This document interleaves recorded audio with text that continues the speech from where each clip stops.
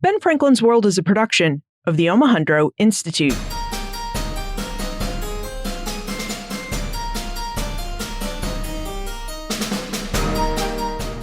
Hello, and welcome to episode 238 of Ben Franklin's World, the podcast dedicated to helping you learn more about how the people and events of our early American past have shaped the present-day world we live in. And I'm your host, Liz Covart. There are many intriguing figures in early American history, and Benedict Arnold is one of those figures. Arnold was a military hero who greatly furthered the cause of the American revolutionaries with his bravery on the battlefield.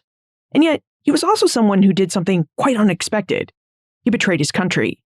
Arnold is someone that you've been asking to know more about since the start of this podcast, and now there are a couple fresh new takes on his life and actions, so I'm pleased to offer you one.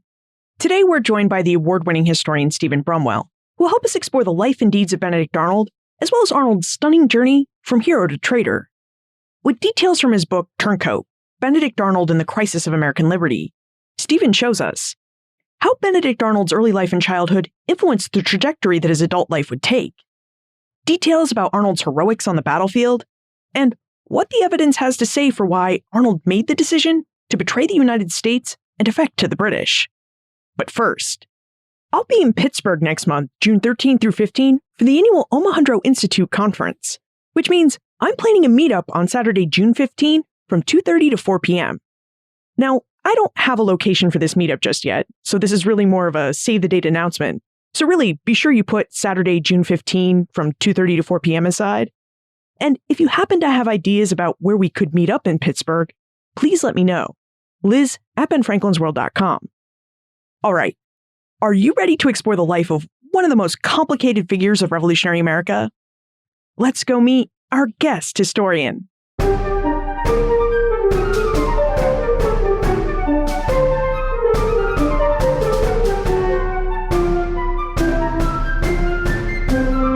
Joining us is an award-winning historian. He worked as a newspaper reporter before attending graduate school, where he earned his PhD in history. Today, he works as a freelance writer and as an independent scholar.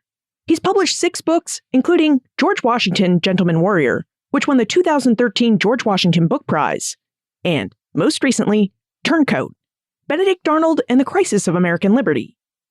Welcome to Ben Franklin's World, Stephen Brumwell. Thanks, Liz. It's a real pleasure to join you. So, Stephen, why Arnold?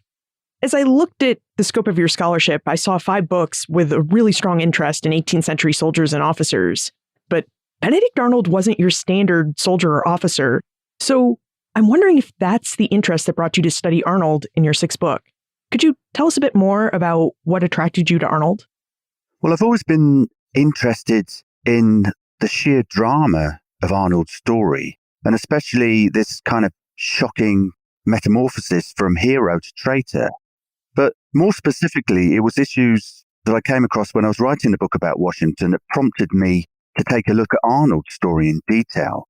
Like Washington, Arnold was kind of obsessed really with this question of his reputation, or what his contemporaries would have referred to as their honor. And yet at the same time, Arnold commits what many, both at his own time and ever since, would consider to be perhaps the most dishonorable act possible, by seeking to betray his comrades and his commander, George Washington. So I wanted to try and find an answer to that kind of central enigma of his life. Arnold was definitely an intriguing figure with a lot of drama in his life. And if we want to really get into that drama and learn how he turned from hero to traitor, where do you think we should begin his story? Well, I think Arnold's early life is very significant for the kind of trajectory of his subsequent career. Now, he's a New Englander and born in Norwich in Connecticut in 1741. Arnold was always extremely proud of the fact that his ancestors had been prominent in the early days of the colony of Rhode Island.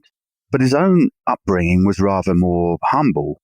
His father, who was one of a whole chain of family members who were called Benedict, was a reasonably successful merchant captain trading with the West Indies.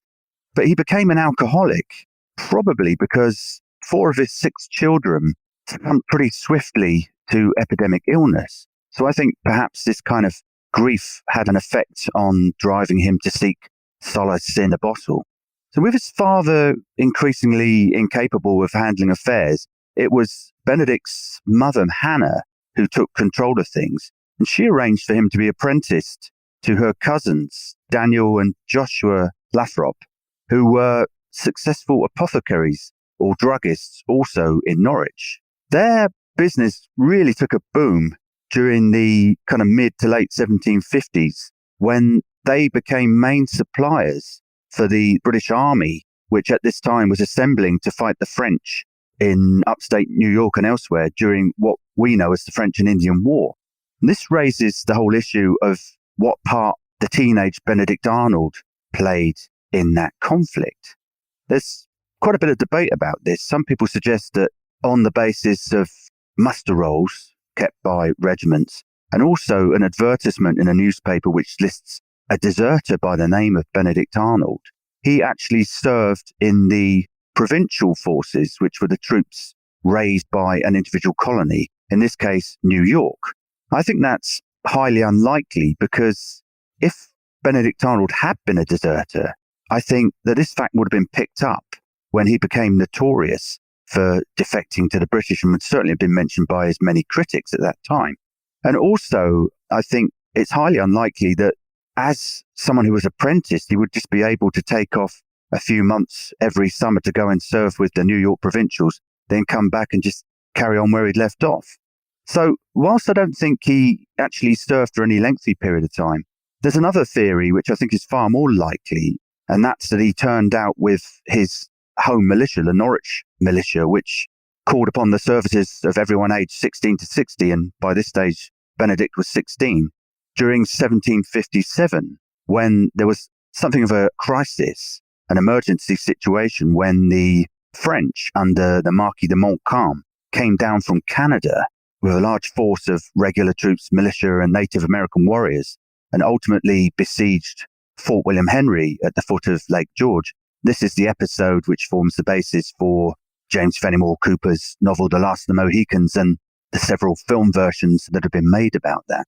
So Benedict Arnold serves out his apprenticeship in about 1762, after the fighting in America has come to an end. The Lathrop brothers, who seem to have been pretty impressed with his performance, gave him a starter fund of £500 so that he could buy stock to set up his own business. Interestingly, this involved a trip to London, at the very heart of the British Empire. So Benedict Arnold spent some time in London in the early 1760s, buying goods to stock his own store. He started out as a shopkeeper based in New Haven, Connecticut, but he swiftly found that life too dull and rapidly started to follow in his father's footsteps by becoming a merchant skipper, ranging far and wide, really, throughout what historians like to see as the British Atlantic world, seeing both metropolitan Britain and the North American colonies as part of this trading network. Arnold sailed to the West Indies and also the Bay of Honduras and to Quebec, and also, as I only recently discovered, to Amsterdam, where I live myself. These were long, hazardous voyages, often in small ships, not great vessels, just brigs, sloops, schooners. Arnold was also known as a horse trader, or a jockey, which was a kind of a interchangeable term at the time, bringing herds of horses overland from Canada. Interestingly, this is a scenario where he's driving these horses across the frozen surfaces of Lake George and Lake Champlain. Quite an interesting picture, which is very different from what you kind of imagine. So Arnold was ambitious as a businessman, not too scrupulous about his dealings. He was also a kind of tough, physically strong, stocky, athletic characters. And during this time, when he was serving as a kind of a merchant captain, he became used to giving orders and to living quite a tough lifestyle. It was during these same years, really from the 1760s through to the early 1770s, that Arnold was among those who started to bridle British legislation that was intended to generate revenue in a way to try and claw back the cost of defeating the French during the previous war, and also to tighten up trade regulations. Despite some ups and downs in his own business, it seems clear that Arnold prospered. For example, he joined the New Haven Masonic Lodge, he married Margaret Mansfield, who was the daughter of the High Sheriff, Samuel Mansfield. And by 1771, he was actually wealthy enough to build a grand mansion in New Haven and to aspire to the lifestyle of a gentleman, which basically meant that you saw yourself as more refined than the usual run of society, and you were able to enjoy the kind of imported luxury goods, the kind of items that Arnold had seen during his stint in London. To hear you talk about Benedict Arnold's early life, I mean, you really painted a portrait of a man who was trained to make an impact during the Revolution. Of course, no one knew the Revolution was coming, but Arnold clearly had experience overseas in Canada. He sailed to and from the West Indies, acquired supplies, and led and gave orders to men. And this really raises a question. When the Revolution materialized and North Americans began taking sides, why did Arnold choose the side of the revolutionaries? Yeah, I think it's interesting, that kind of picture you've painted. Arnold definitely had this kind of can-do attitude, if you want to put it that way. And because of that, he'd done pretty well for himself under the British regime. But at the same time, it's clear that he identified with the growing opposition to imperial tyranny, if we can call it that. For example, when he was far away trading in the West Indies, he received news of the Boston Massacre of 1770, and he reacted very angrily. How could Americans, just sit inactive when the Redcoats were there slaughtering their fellow citizens, committing what he called cruel, wanton, and inhuman murders? So prior to 1775, as we've already seen, Arnold's own military experience was very limited, probably no more than a few weeks in the militia.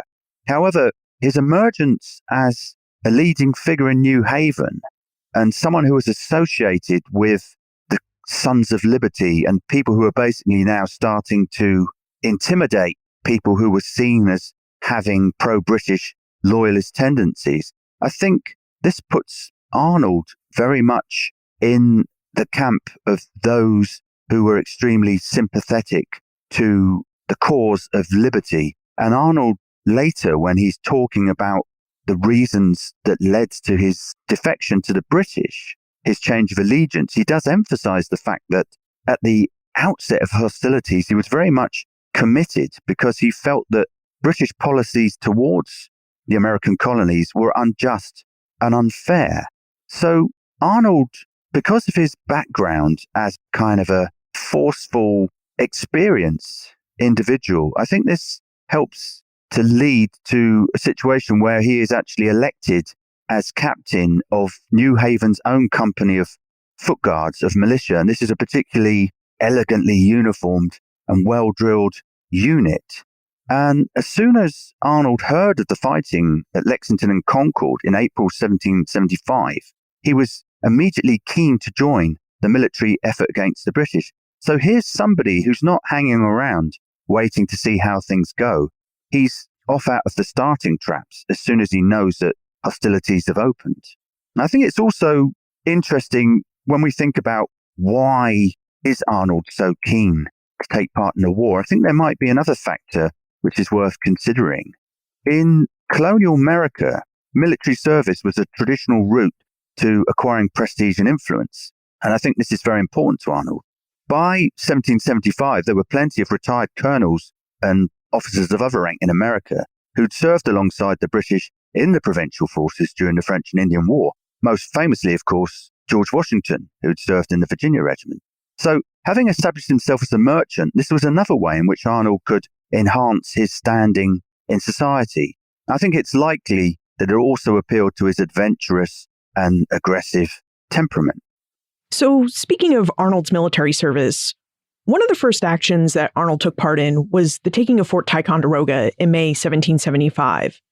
Howard would like to know more about Arnold's involvement in this action and how well he would have coordinated with Ethan Allen and his Green Mountain Boys of what we now know today as Vermont. Yeah, that's a very interesting episode. And we've already heard that Arnold had made these trading trips to Canada, both by sea and also over land. And of course, Fort Ticonderoga lies on that route between New York and Canada in the Hudson Lake Champlain corridor, which is this strategic route between North and South. During those trips, Arnold had become aware that the fort at Ticonderoga, which had once been a formidable strongpoint, had now become dilapidated and would be vulnerable to a surprise attack. Crucially, Ticonderoga also held a large number of cannon, which were badly needed by the Patriot forces, which were, of course, woefully equipped compared to the British. So Arnold approached the Massachusetts Committee of Safety, and they commissioned him as a colonel, or in fact, commander-in-chief, as they styled it, of a force which they gave him authority to go and seize the guns. Arnold was so keen to execute this mission that he headed north before he'd even assembled his specified quota of men. So when he arrived within striking distance of his objective, which is basically where Lake George runs into Lake Champlain, he found that a force had already been put together by Ethan Allen of Vermont, including the rowdy frontiersmen, if you like, who are known as the Green Mountain Boys.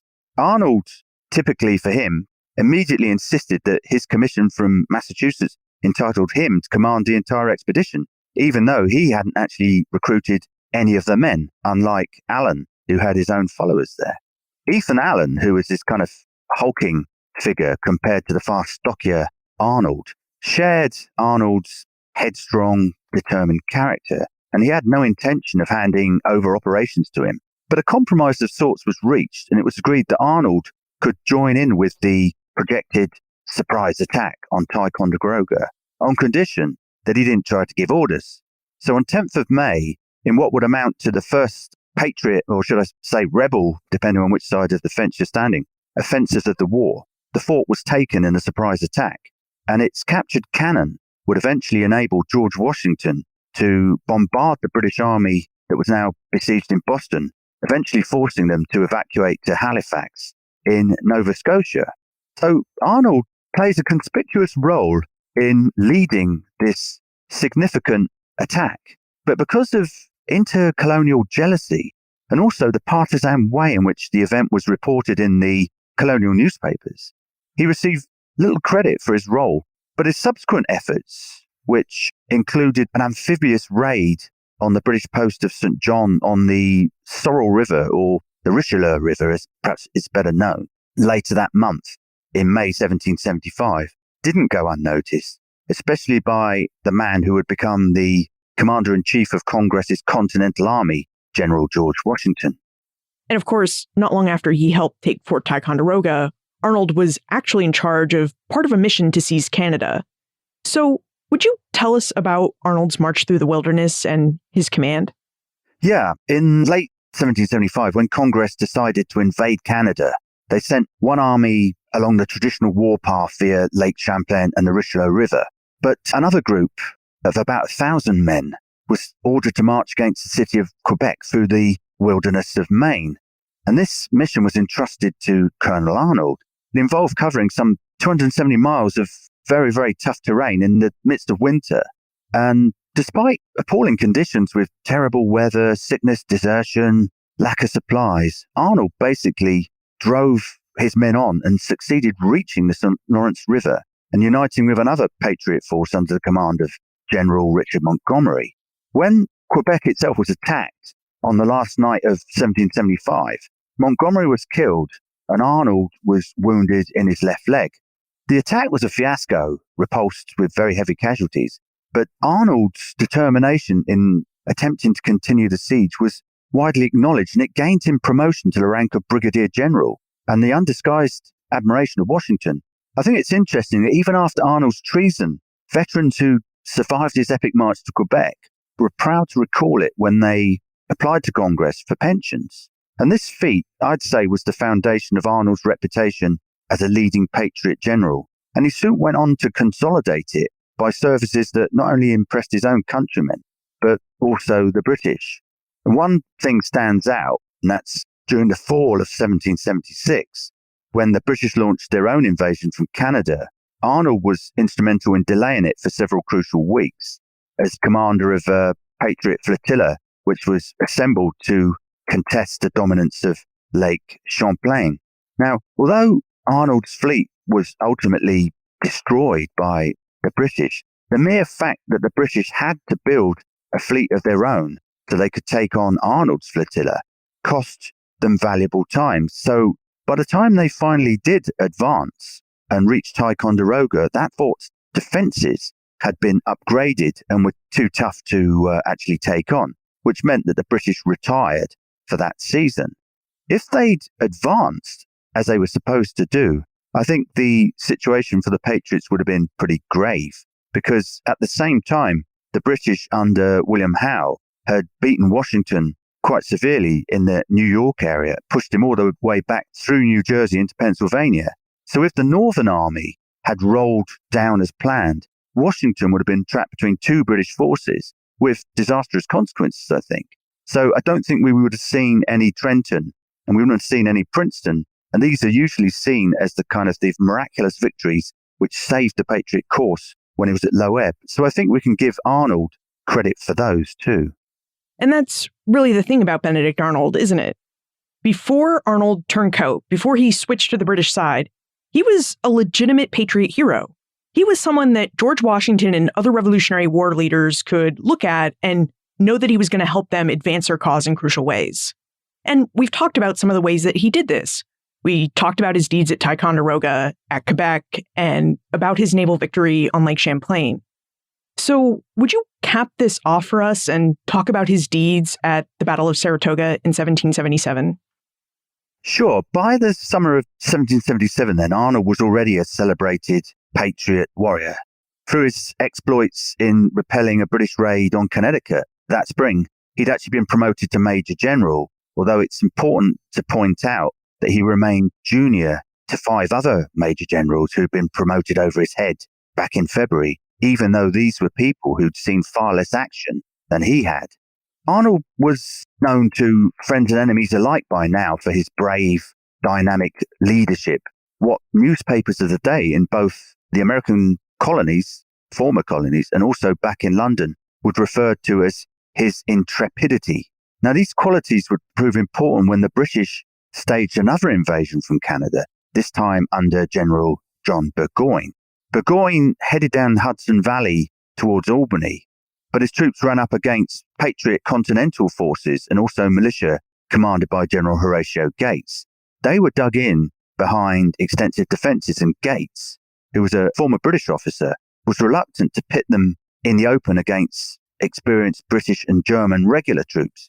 Characteristically, Arnold didn't show any such hesitation. During first clash on 19 September 1777, which historians know as the Battle of Freeman's Farm, Arnold exercised his initiative to feed more and more troops into the fight, inflicting heavy casualties on the British. It was Gates's failure to acknowledge this important role of Arnold's division in this battle, which caused an open rift between the two men.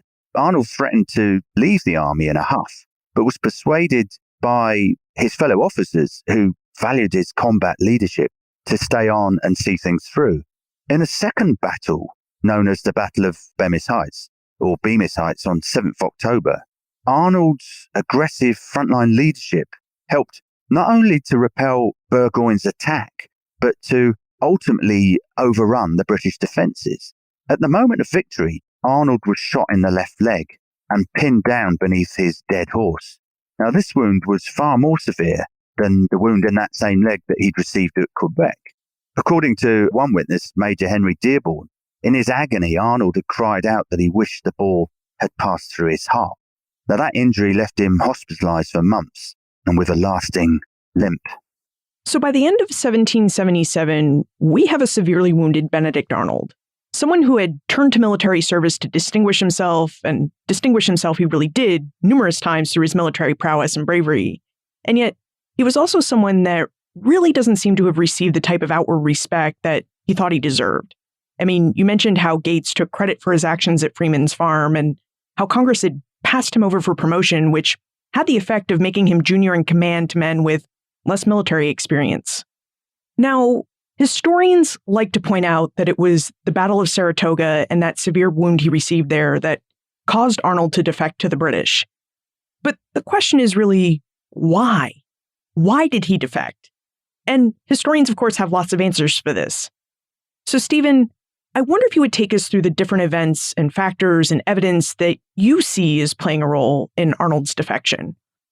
Sure. The wound that Arnold received during the climactic fighting of the Saratoga campaign was very serious. We hear it, his leg was shattered. There was the prospect that he was going to have to undergo amputation. He was laid up in hospital for months. And I think when we consider what that would have meant, I think it's important to bear in mind that, he was in this environment where he was surrounded by the sights, sounds and smells of hundreds of badly wounded men in quite a concentrated space, the hospital at Albany. So I think this would have had a traumatic effect on him. And it would have also provided him with a kind of an interlude where he would have had an opportunity to think over the kind of grievances that were starting to fester with him, festering as much as his physical wounds, if you like. And of course, chief amongst those was this belief that his services, even before Saratoga, hadn't been properly recognized by Congress, that less deserving people had been promoted over his head. Now, as George Washington tried to explain to Arnold, there were certain reasons why Arnold hadn't been promoted back when he thought he should have been. Connecticut, his home state, had already had its quota of major generals. So it was kind of a question also of waiting to see when a vacancy would arise. But I think this whole question, there was something about Arnold's personality that made him feel that his services weren't being properly recognized. And I think it ties in with his obsession, which I think is apparent quite early on, with his reputation and with his standing. We know that he was very concerned about his reputation, his honor, and there's stories that he'd fought a duel in the West Indies during his trading days. And also, shortly after the attack on Ticonderoga, he'd become involved in a fracas with an officer, James Easton, who he felt had disrespected him. And he basically challenged Easton to a duel. When Easton refused to fight like a gentleman, Arnold had roughed him up anyway. So in the aftermath of Saratoga, we've got this situation where Arnold is clearly very disgruntled. And when he finally does get his restoration of rank, when he gets promoted and gets seniority he'd always wanted, it doesn't seem by this stage to really have as much of an impact upon him as you would think it should have. So that kind of suggests that perhaps now he's got other grievances which kind of supersede the original problems he had. Now, as you looked at all the different evidence that you found and collected, what did you make of Arnold's claims that Congress had overlooked him? Do you think Congress had unfairly passed him over? I think Congress obviously had a great deal of business to handle. Arnold was one among many officers who had problems. If you look at the mass of correspondence to and forth that Congress had to handle, you can see that really Arnold's problems might have loomed large to him, but they were nowhere near so large to the members of Congress who were dealing with all kinds of business on a daily basis. And you can sense amongst congressmen kind of growing exasperation that they're being bombarded with petitions from officers like Arnold, quibbling over matters of rank, seniority, this kind of thing. And the members of Congress, of course, they're not soldiers, they're politicians. They're increasingly exasperated by what they see as these cantankerous officers who are more concerned about their personal standing and reputation than they are about the glorious cause in which they are engaged. So I think perhaps Congress wasn't going out of its way to victimize Arnold, but that was the way that Arnold saw it. And he starts to talk about the ingratitude of Congress, the fact they're not properly recognizing his services. And of course, this was a situation where George Washington tried to step in and diffuse it. He really liked Arnold. He wanted this situation to go away. So, Stephen, would you tell us about George Washington's actions to help soothe Arnold and make this situation, the feeling that he's underappreciated, go away? Washington was a long-standing admirer of Arnold. And here he had this crippled officer who couldn't take part in active campaigning in the field, but Washington wanted to make sure he gave him some kind of honourable employment that would reflect his achievements.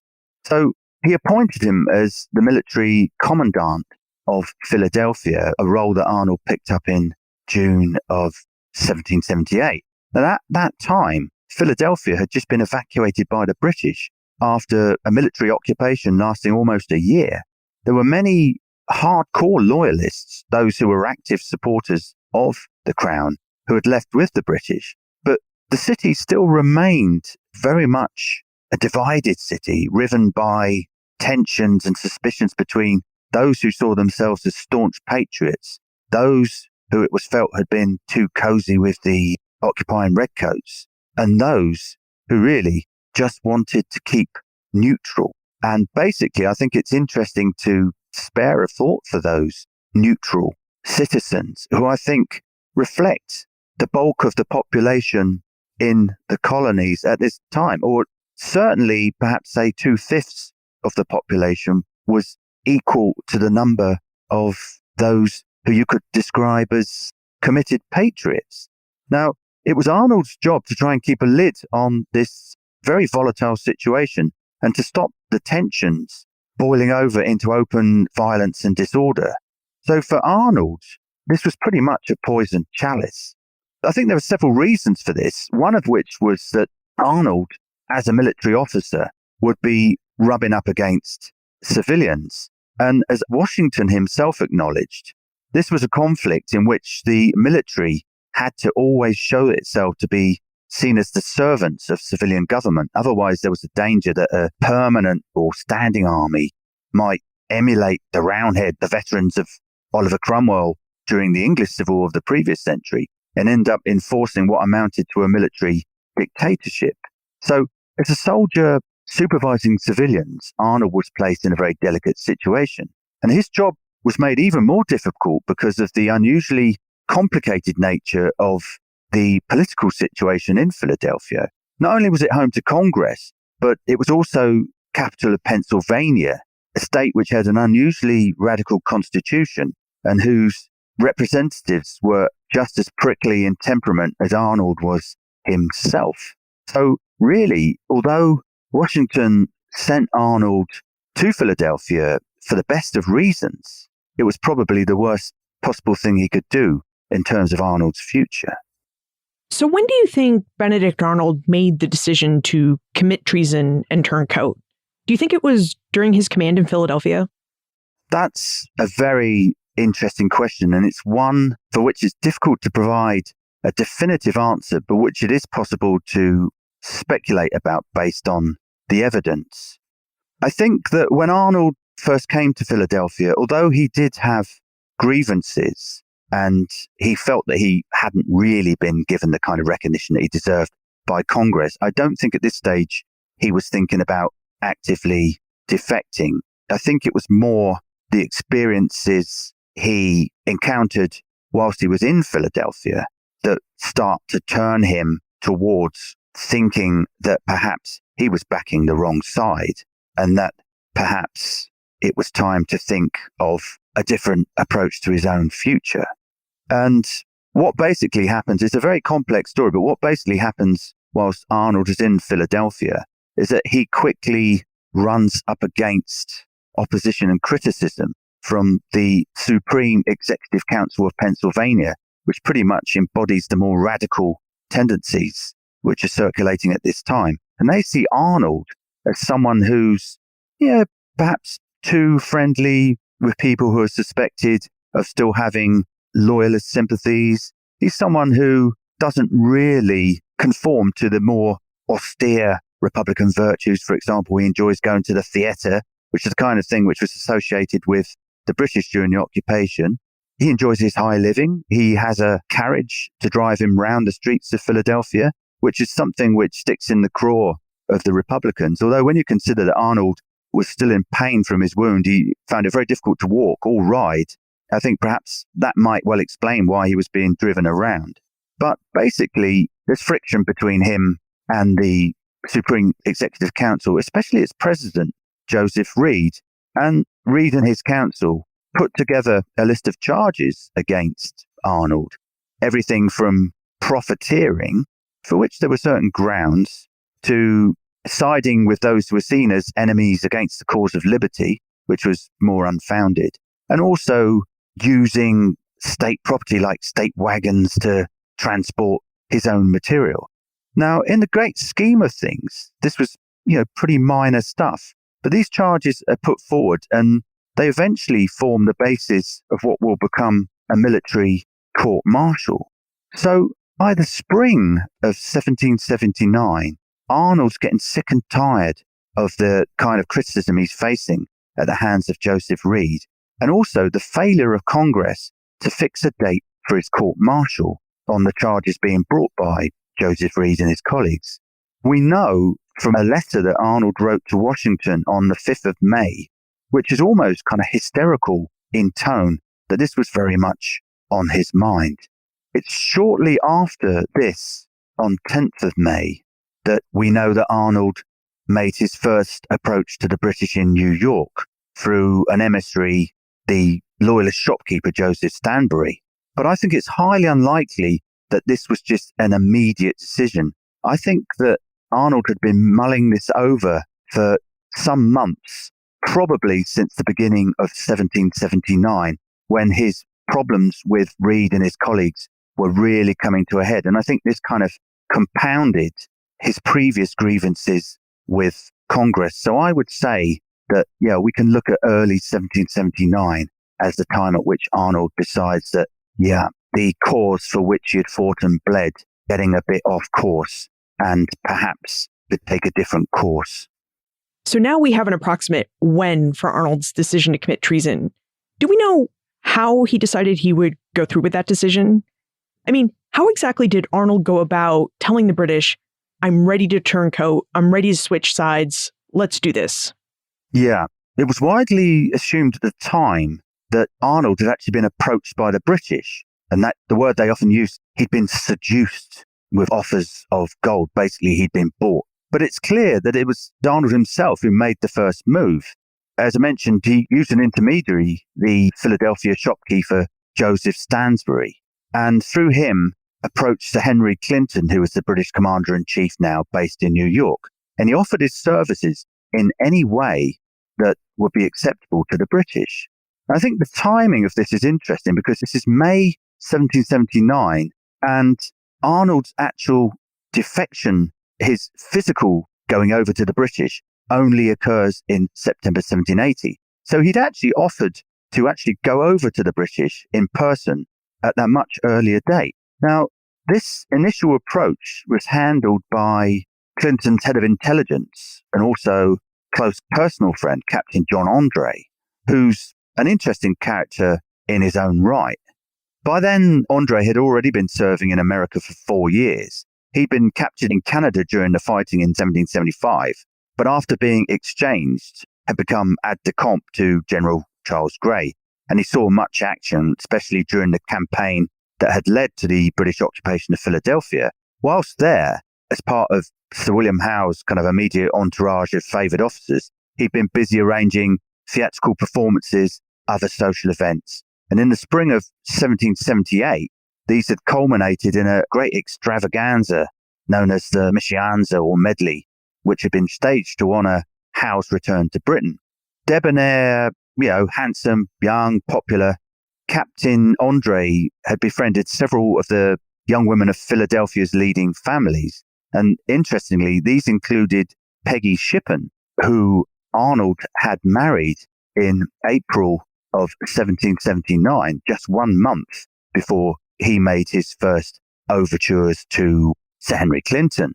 Now, by way of Stansbury, who was based in Philadelphia, and a clergyman named Jonathan Odell, who was in New York, Captain Andre and Benedict Arnold maintained sporadic correspondence over coming months, maintaining security by using codes that were keyed to certain books which they both had and using assumed names.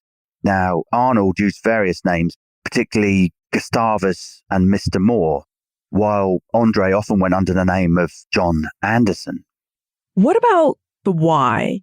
We now have a when he decided to commit treason and a how he decided to go through with it, but why did he decide to do it? And I realize I've asked you the $1,000,000 question here, so why don't you take a moment to think about it, and I'll talk about our episode sponsor.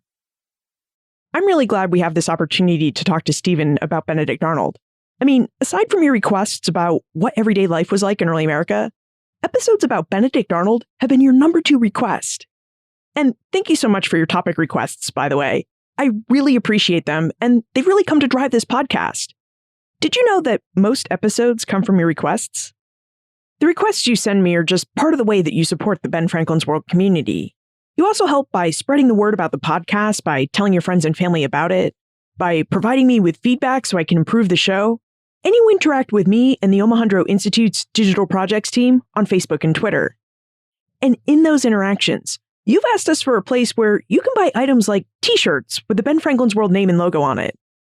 And I'm pleased to tell you that the Omohundro Institute and I have created such a store at benfranklinsworld.com/shop. When you visit benfranklinsworld.com/shop, you'll find a couple of great t-shirt, hoodie, and tote bag designs. And each item you purchase will help raise some funds to help the Omohundro Institute and I keep this podcast going. This store is still new, and we love your feedback on it. So if you don't see an item that you'd like to see, or if you have ideas about designs we could use, please send them to us. Just email me, liz@benfranklinsworld.com, and the Omohundro Institute and I will see what we can do to stock the items that you want to display your Ben Franklin's World pride. So visit our new shop and order your new Ben Franklin's World t-shirt, tote bag, or hoodie today. benfranklinsworld.com/shop. Okay, Stephen, our moment's passed, so now we need to know, why do you think Arnold decided to commit treason?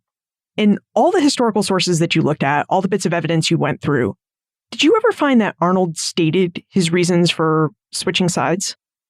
Yeah, I think this is the whole central question of Arnold's story. Why did he betray the United States? And of course, there are various theories which have been knocking around ever since his treason first came to light. And at that time, when it was revealed that he was to receive a lump cash sum for delivering up West Point, it was assumed that his defection was all about the money. In essence, he needed British gold to pay off his debts and to fund his lavish lifestyle. Yet in fact, when Arnold first approached the British, the issue of money only came up in connection with the question of compensation for any property that he would lose in consequence of his decision. Arnold's more thoughtful contemporaries, who included men like Alexander Hamilton, also speculated that he'd become embittered at his treatment by politicians who not only failed to recognize his services, but who had hounded him on a range of charges, many of them quite frivolous. That this assumption that Arnold was motivated by a combination of greed and resentment is probably still the most common explanation for his treason. But the closer I looked at the evidence, the more I was convinced that Arnold acted primarily from far deeper ideological reasons. From the very opening of his negotiations with the British until the very end of his life, Arnold consistently maintained that he was acting in what he believed to be the best interests of his countrymen.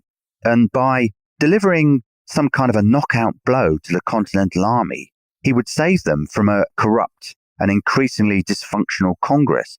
And at the same time, he would end the bloodshed of what seemed to him to be a stalemated and increasingly futile civil war within the British Empire. And Sir Henry Clinton reminded Arnold soon after he made his first approach, just a month after, that when he'd offered his services, he'd done so for the delivery of his country. I think that's very significant. Sir Henry also recalled that from the very beginning, Arnold had expressed an intense dislike of the French alliance that had come about in the wake of Saratoga, ironically, something that he was very much a part in actually implementing. And this was a pact which also went against the gut instincts of many Americans, for whom the French were the traditional enemy, most recently, of course, during the French and Indian War.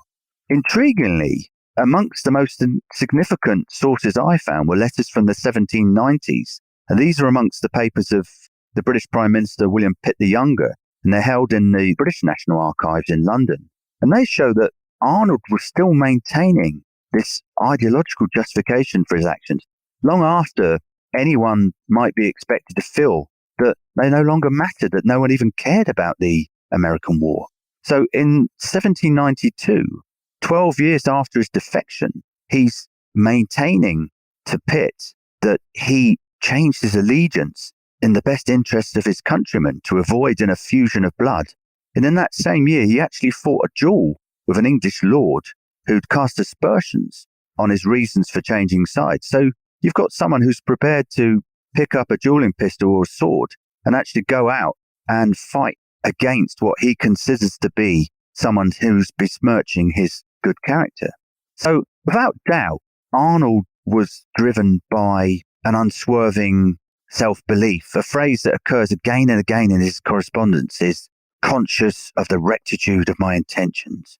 Whatever anyone else might have thought, Arnold himself was convinced that he was acting for the right reasons and for honourable reasons, and this was a stance he was prepared to defend on the dueling field.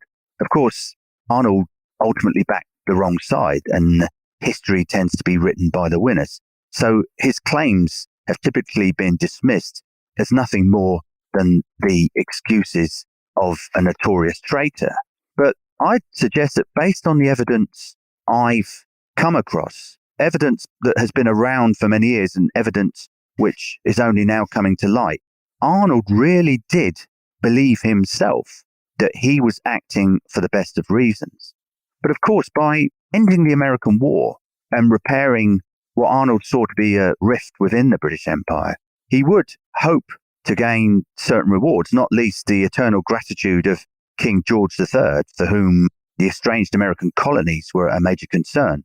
And like General George Monk, who'd aided the restoration of King Charles II back in 1660, he could expect to receive recognition both in terms of material wealth and in terms of prestige, exactly the kind of things that he felt he'd been denied by the ungrateful Congress.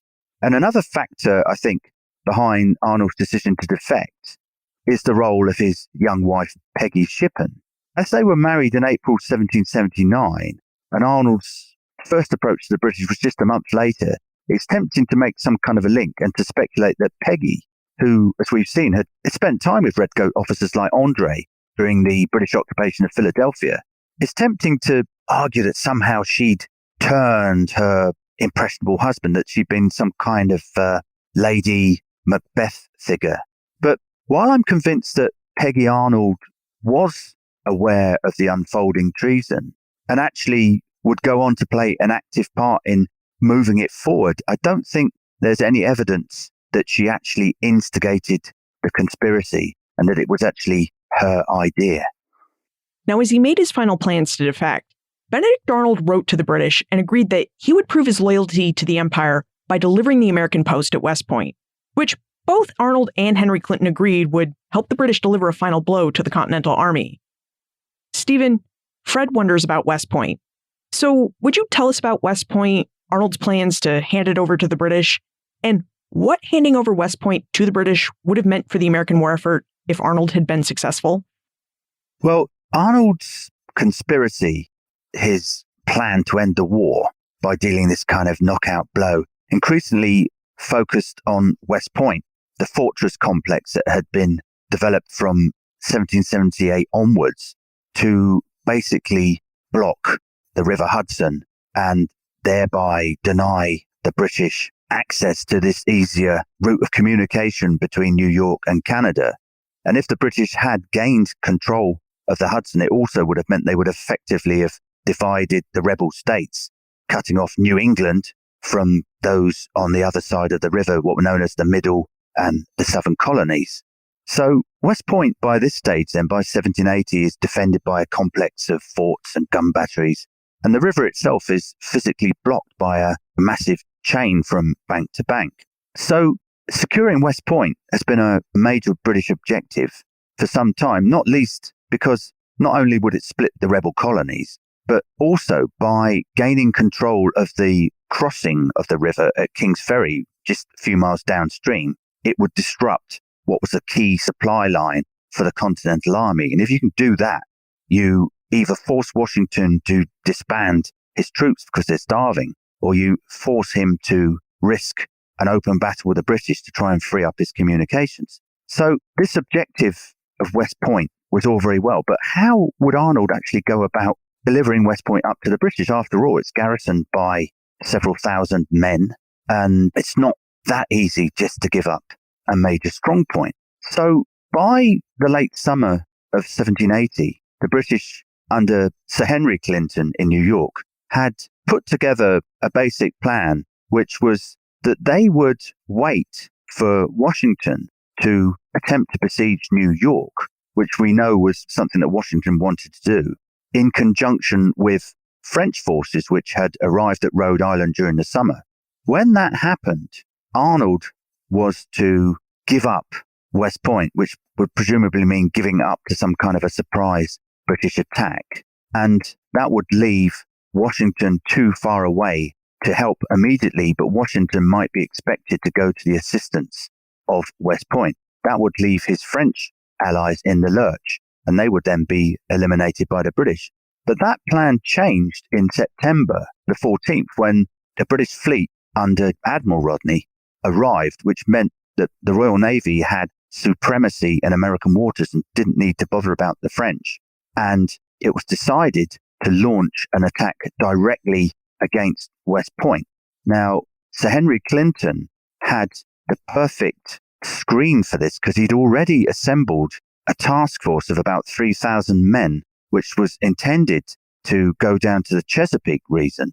And these men were already assembled at New York. They were already aboard the transport ships. They were ready to go.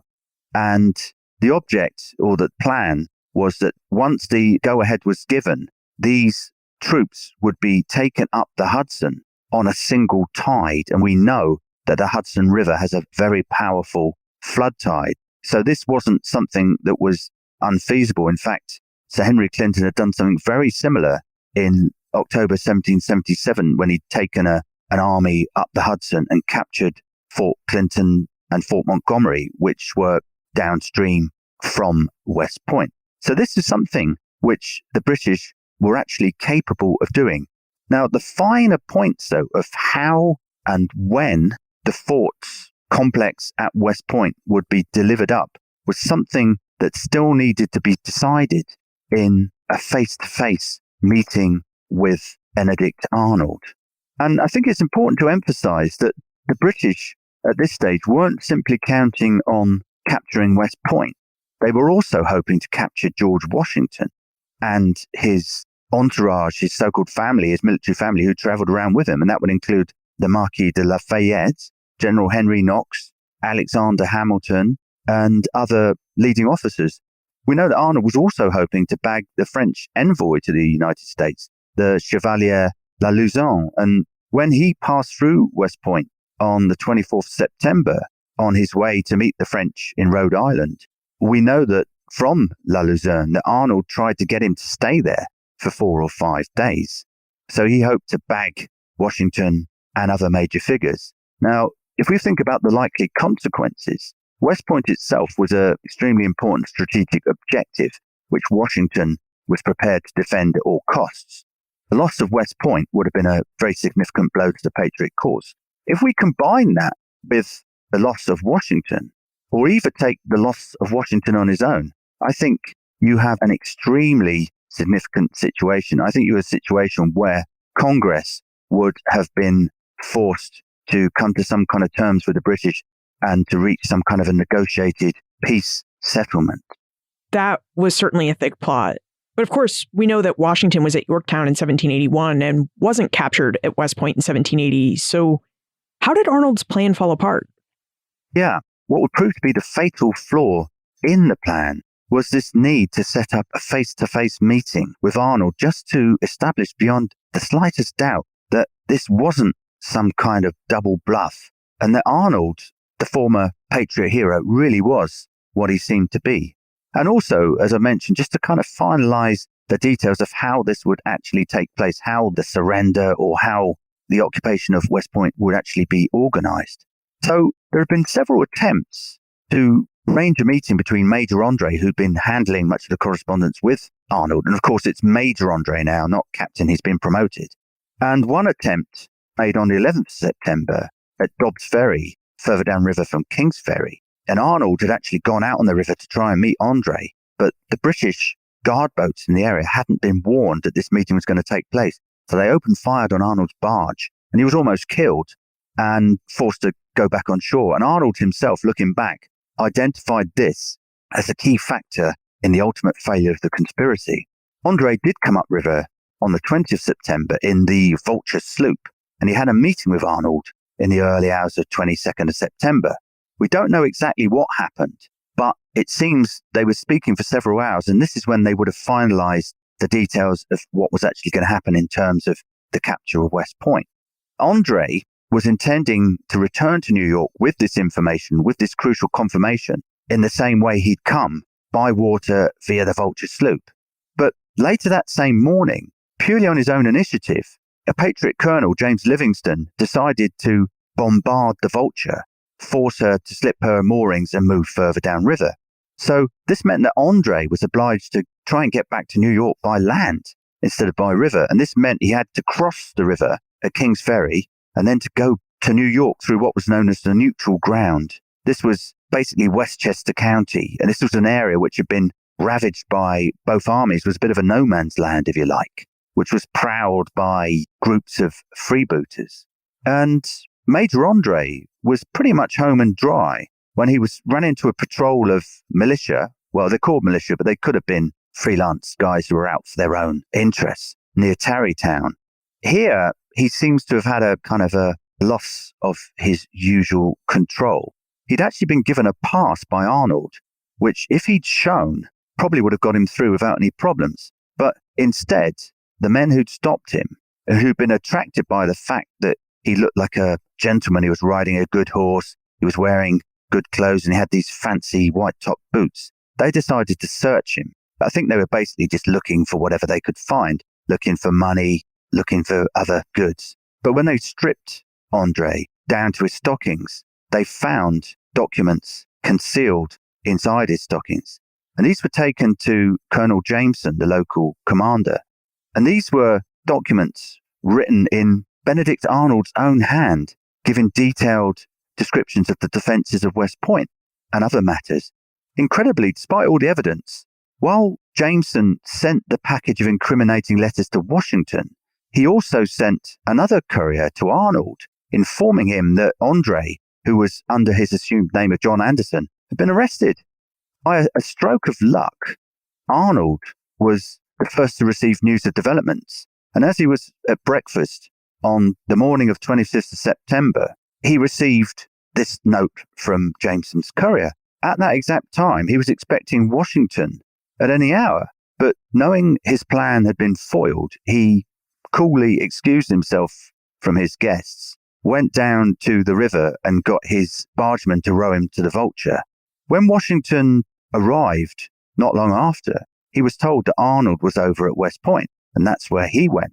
When Washington and his entourage came back from West Point without having found Arnold, it was discovered that Peggy Arnold was stricken by what seemed to be a bout of hysteria. And it was only now that the other messenger arrived with the incriminating documents, and all finally became clear. And Washington is said to have declared, "Who can we trust now?" And that was his shocked response. This was the first that Washington knew that Arnold had turned traitor. So what happened to Arnold after these plans went awry? Stephanie would like to know more about what happened to Arnold after West Point. Arnold, when he initially escapes, he goes to New York, and in the aftermath, you have this great explosion of anger against the traitor. His effigy is burned in Philadelphia and in many other places. So he becomes like the kind of real hate figure for the Patriot cause.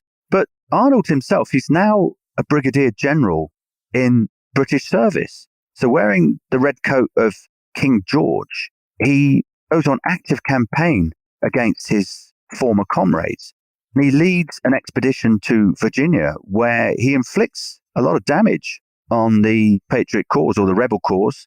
And Washington sends Lafayette down to try and deal with him. And he makes it clear to Lafayette that if he collars Arnold, Arnold is to suffer summary justice. He's to be hanged. And we know that Washington mentions that he longs to see Arnold in gibbets, which basically means that after he's been executed, Arnold's body will be encased in gibbet irons or chains and left to rot on the gallows as a kind of a dreadful warning to other traitors. But Arnold isn't captured, and he continues serving the British and is later involved in a raid on New London in his home state of Connecticut, which only leads him to become more of a hate figure for the Patriots. Now, Arnold in 1782 ends up in London, where he receives kind of a mixed reception, really. In London, there'd been a lot of interest in the fate of Major Andre. Whilst Arnold had escaped to New York, Andre had remained in the custody of the Patriots, and although they'd offered to exchange him for Arnold, Sir Henry Clinton did not feel he could return someone who'd come over to the royal cause, and Major Andre was hanged. So Andre's fate had received a lot of coverage in the press in Britain, and there was a great deal of sympathy for him. So there was a certain kind of animosity towards Arnold because of Andre. But it's significant that King George III was very receptive to Arnold, and he was received at court along with Peggy Arnold. And the reception was very warm, so warm that Benjamin Franklin in Paris was kind of rather sickened that they should receive such attention. And Arnold had hoped that he would be sent back to America and the rank of Major General and be in charge of basically an initiative to carry on the war. But he was overtaken by events, and by this stage, following the British defeat at Yorktown in 1781, interest in prosecuting the war by Lord North's administration in London had rapidly declined. So the interest now was just in negotiating a peace settlement. So Arnold never was sent back to try and prosecute the war. And in London, he was amongst the many people who tried to obtain some kind of compensation from the British government for the losses they'd incurred by committed to the Crown cause. And although he'd put together a formal claim and waited for a year or so to see whether he would actually get what he considered to be a reimbursement of the money he'd lost, he decided to surrender that claim, to withdraw that claim, and instead he spent some years pursuing various business ventures, most conspicuously amongst the loyalist communities of New Brunswick. But he was never very successful. Arnold's real interest, and I think this is interesting and goes back to his primary motivation, was to try and obtain more military service for the British. And in both 1784 and in 1792, he made requests to try and get an appointment amongst the British forces serving in India with the East India Company. And of course, as Britain had lost her prized American colonies, the British Empire in India had become increasingly popular. And as Arnold was an expert horseman, he saw himself as someone who was perfectly qualified to raise British cavalry to take on the irregular horsemen who were such a feature of the Maharatha armies that the British were up against in India. And he also requested to be appointed as the governor of Dominica in the West Indies, an area with which he was very familiar. But he was always turned down. And part of the reason seems to have been, it was never really articulated, but it seems to have been this notion that someone who had betrayed one cause couldn't be trusted 100% to serve another. But Arnold actually did see military service in the West Indies in 1794, where he was on a trading mission, but he ended up becoming wrapped up in the escalating hostilities between the French Republicans, who now, of course, were a revolutionary regime of their own, and the British. He was actually captured by the French and was due to go to the guillotine, but he escaped. And at the end of June, he joined the British troops who were assembled to attack Guadeloupe. Interestingly enough, these were under the command of General Grey, whom Major Andre, then Captain Andre, had once served as aide-de-camp. And we know that Arnold was actually involved in covering the retreat of the British troops after the attack failed, for which he was given official thanks by the West India planters. And he also received quite a hefty grant of Crown land in Upper Canada. But these were just like kind of glimmers of his former glory. And I think it's fair to say that when Arnold died in London in 1801, aged just 60, he was pretty much a kind of broken man. Now we should jump into the time warp.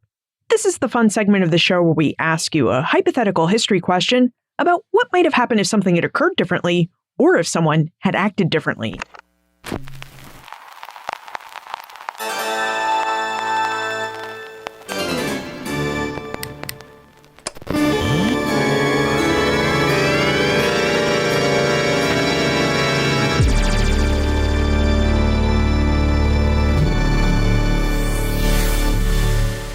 And in this time warp, we're going to lend you our time machine because Jacob would like to know, if you could travel back in time and ask Benedict Arnold one question, what question would you ask him and why would you ask it?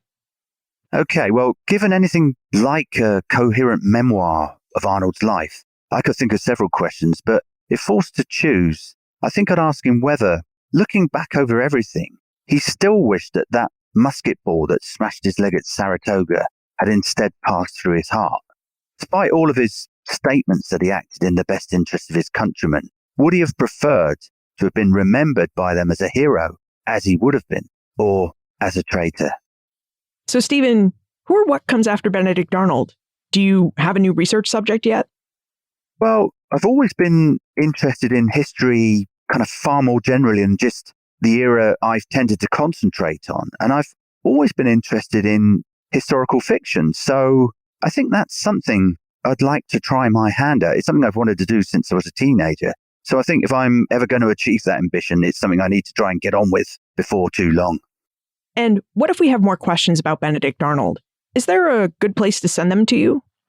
Sure. The easiest way to reach me or to find out about what I write about is to take a look at my website, which is just bromwellhistory.com. Or if you just Google my name, Stephen Bromwell, that should flag it up pretty swiftly. Stephen Bromwell, as you know, Benedict Arnold is a really complicated figure, so thank you for helping us better understand him. Well, thanks, Liz. It's been a real pleasure. You have to admit, there is a lot of drama in the story of Benedict Arnold. He was a man who just seemed built for adventure. Whether working on the high seas as a merchant skipper, as a horse trader driving herds of horses across Canada, or as a military officer known for fighting in the thick of a fight with his men. He was also a man who thought of himself as a revolutionary.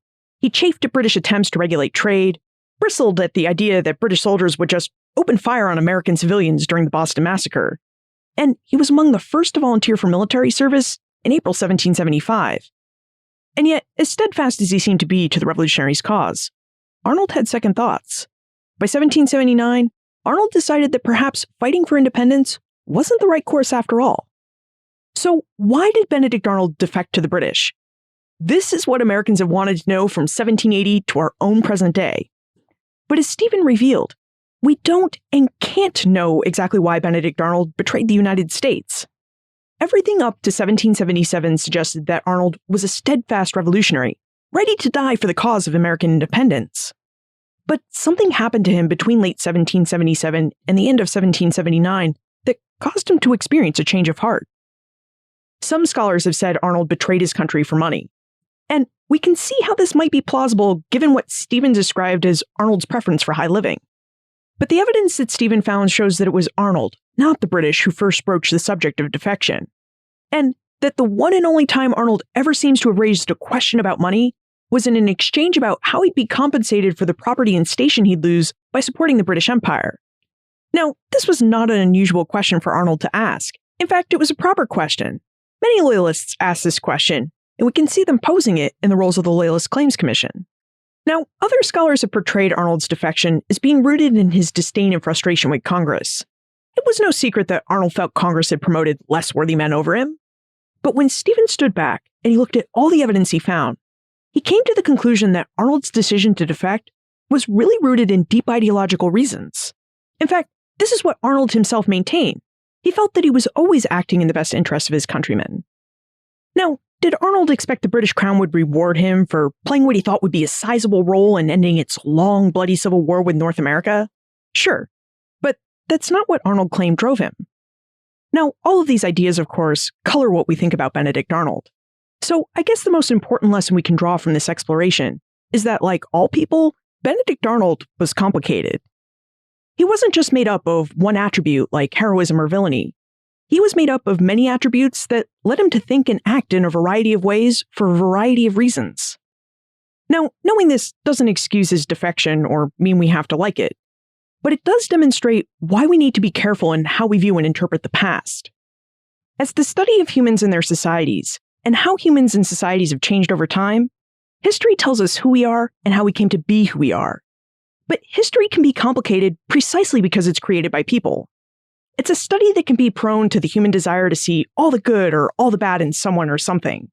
But the best histories are nuanced and critical in how they interpret and portray the evidence we have.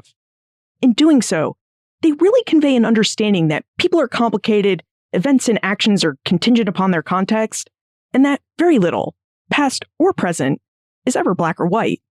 And I think that's what makes history so fun and so interesting to think about. You'll find more information about Stephen, his book Turncoat, plus notes for what we talked about today on the show notes page. benfranklinsworld.com/238. Don't forget that you can now display your Ben Franklin's World pride because we have t-shirts, tote bags, and hoodies. Take a look at our first designs by visiting benfranklinsworld.com/shop. Production assistance for this podcast comes from the Omohundro Institute's Digital Projects team: Joseph Edelman, Martha Howard, Emily Sneff, Holly White, and Karen Wolf. Breakmaster Cylinder composed our custom theme music. Finally, Benedict Arnold was an intriguing figure, but he's not the only intriguing figure from our early American past, so I'd love to know who else you find to be fascinating. Let me know. Liz@benfranklinsworld.com. Ben Franklin's World is a production of the Omohundro Institute.